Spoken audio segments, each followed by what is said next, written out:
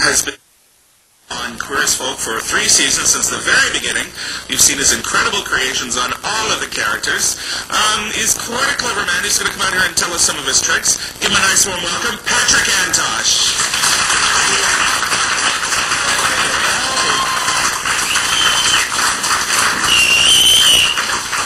Thanks, Patrick. And you can get lost anytime. Anytime means now. We're going to have to talk about her, all right? Hi. Thanks for having me on the show. Thanks for coming. It's such a warm, steamy night. You're comfortably dressed. Very good. Well, nice and light. Yeah, that works for me, too. Good. As it were. LITE night. Uh-huh. Where do we start? 3 years in Queer as Folk, correct? Yep, since day one. Very good, very good. Earlier than day one, I guess. You had to be part of the visualization for the characters, etc. Actually, I started at the very last minute. When I first started the show, I didn't want to work full-time on a series. I'd done a series before, and it's really hard to do a series. So, what did you do before? I did a series called John Woo's Once a Thief that nobody saw, but it's quite interesting. Shot in Vancouver, right? No, shot here. Okay. The pilot was done in Vancouver, and then I shot the series here. Lots of blood and guts, and then whenever there's blood and guts, there's sex, and then I think that's how I made the transition to Queer as Folk. So I did all kinds of blood and guts movies before, action stuff, and then I got hired on Queer as Folk, or they asked me to work on it, and I said I would work. I thought they're never going to give me the job, but I thought I'll see if they'll let me work 3 weeks on, 2 weeks off. And they said yes. So I couldn't believe that. And I was just going to be kind of consulting and doing stuff like that. And then after like a couple of weeks, they begged me to stay on all the time. And rightly so, they should. You've got a good eye, some amazing stuff. What designers have you used on the show? I eat everything, like especially with the Brian character, like as high in the label as I can possibly get. But then we also have promotions done, like Bertellini, we have a contract with them. They're out of Denmark, but they distribute in Canada, and they really wanted to get a Canadian show to take them on, and so all of Brian's suits last season came from there.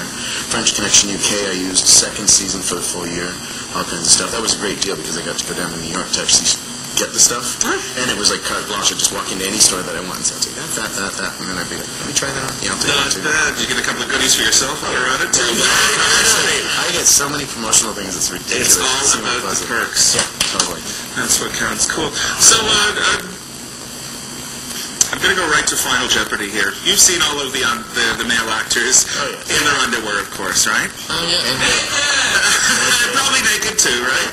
Okay, I want a lot of audience participation on this, all right? This should be fun. Actually, I'll say, though, I force myself to be very professional, and obviously when there are no clothes, I don't really need to be there. I have an assistant, and she's a female, and she gets to be there for the whole thing, so she gets to enjoy the view more than I do. I see. No, I applaud your professionalism. It's so rare these days. I, of course... Actually, with the extras and everything, I have plenty of opportunities. Even better. But as far as professionalism goes, I have none, and I'm about to show that right now. Who's got the biggest basket of underwear? Emmett. Emmett? Yeah. Oh, my goodness. Let's hear it for the screamer. They did that last year when they talked about how big he was, and that wasn't hard to do. We actually have these prosthetic penises. I don't know why they exist in the world, because I actually bought them at a store, but they're soft. You bring the pre-op, they're called dildos. They're soft. Not erect. They're completely flaccid. And they come so in what three Marky sizes. wore in Boogie Nights, right? Yeah, that kind of thing. I think what they are is, I don't know how you make this work. You throw them in a Speedo, and then you look like you've got a great basket. But the thing is your own stuff is there, so it doesn't really work that way. There was a scene where Brian was walking through the bathhouse, and somebody grabbed his crotch and squeezed it. That was my extra thing. Oh, really? Yeah. Well, he squeezed a piece of rubber. Oh, really? Yeah. They come in 3 sizes, and they come in 3 different colors, and the colors reflect the sizes, but I won't go there. 3 sizes: small, medium, and not underlife. Yeah, exactly. Right on.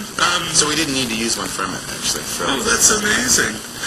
Something I noticed, there was one scene, Brian was in a tanning bed or something, and he was getting a tan, and there's this beautiful pan of him all the way along. Details on that, actually. Yeah, until it gets to his pubic area. And you know that he's a straight man. Yeah, because I said that to him. Because he's got a mound of hair like this, right in his pubic area. I thought Foxy Cleopatra was giving him head or something. Didn't anyone tell him to whack the weeds, and they didn't take your word for it? He wouldn't do it. He didn't want to do it. And another thing, actually, if you watch that pan shot, it was really cold the day that we were shooting that. I wasn't going to stand out. Talking about his ankles, actually, but he kept his socks on right until the minute we shot the scene. Okay. So if you rewind and go back, you'll see the ribs on his, like he took his socks off right behind his see feet. the There's like little lines on his ankles. It can't be easy, the poor guys. Yeah. It just can't be He's easy. great, though. He's so comfortable and cool about everything. Like, I mean, he's solid in his sexuality. Of course he should. He He's doesn't get a know. lot of money. Fuck him. Why wouldn't he be comfortable and cool about it, you know? So, to clear it up for the possibly 4 people out there that don't know, the guy that plays Emmett is openly gay, and the guy that plays Justin is openly gay. And so is the guy who plays Ben, Michael's new boyfriend, the big muscle guy. Oh, He came out in Advocate magazine last year. Oh, that's great. Actually, the funny thing with him is he came on the show, I guess, at the beginning of last year. I was one of the first people to meet him.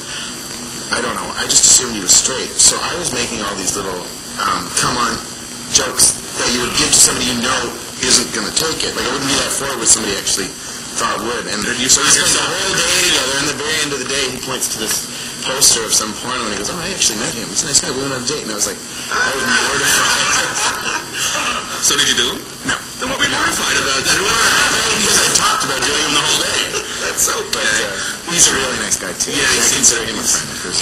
He's a sweetheart. He's a lot better than that clown that played the boyfriend in the first year. That's SOB. Actually, he liked me a lot. Like, we got along very well. However, I was rarity. He's a different character. I've heard many a bad story about him, so fuck him. So, how long do you think do you have any privy into and then you can tell us about the upcoming season? I would if I could. Okay. But actually, the writers all just got together in LA only about 3 or 4 weeks ago and started brainstorming for the plot season this year. So I'm actually getting phone calls now telling me what's going to start happening, but those phone calls haven't started yet. They'll start soon, so I can't get. Well, I think it'd be lovely if they had a scene, where they perhaps went on a visit to Toronto and came on a talk show, and interview Pittsburgh's most famous dining room waitress. I'd love to have Sharon Bliss on. Actually, you should do Sharon Bliss. I had a red wing on last week, and somebody mentioned it too. So he needs a P flag badge, and she's amazing. 100 of them. Yeah, I don't take responsibility for that vest. You know how her style's just.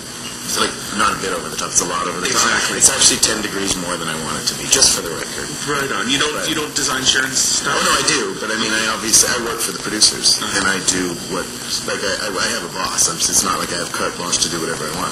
This show is, of all the shows I've worked on, is the most collaborative. There's things that I've talked about or ideas like that.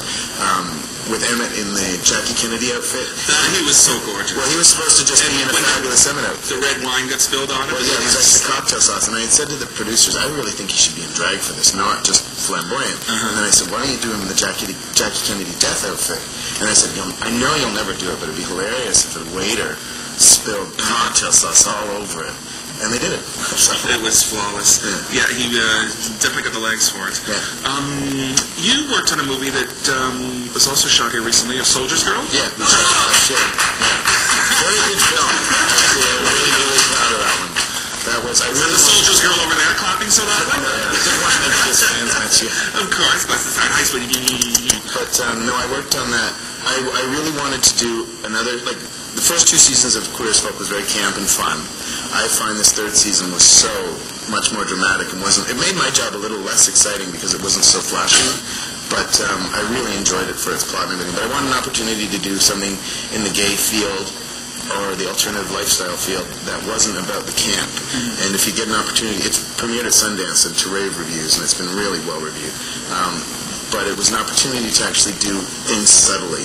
And for me to learn about the transsexual lifestyle, like one of my best friends is transsexual, but I still don't know all the nuances of it. And I never will. But it gave me an opportunity to really study, and I went right in there and asked all those people, tell me the truth. Like, this is an opportunity to actually show it like it should be, and I really think I did. Thank you very much. Good, right on. With maybe a wee bit of luck, it'll be on Pride Vision or Showcases. Yeah, it will be for sure. I'm Right sure on, good. It's a dynamic movie. When do you go back to work, by the way, in Queer as Folk? I go back at the end of August, and we start shooting at the end of September. And when is the premiere date, do you know? I don't know. I don't know that. But there's a big advance time between when you shoot it and when you go probably on. January or something like that. We get about 6 or 8 episodes under our belt before February. Wow. That's a long time. I wish it were quicker, but, it takes a while to create a quality program. So, as well, we know here on the Crystal Light Show. Ladies and gentlemen, we have to wrap it up for just now, but let's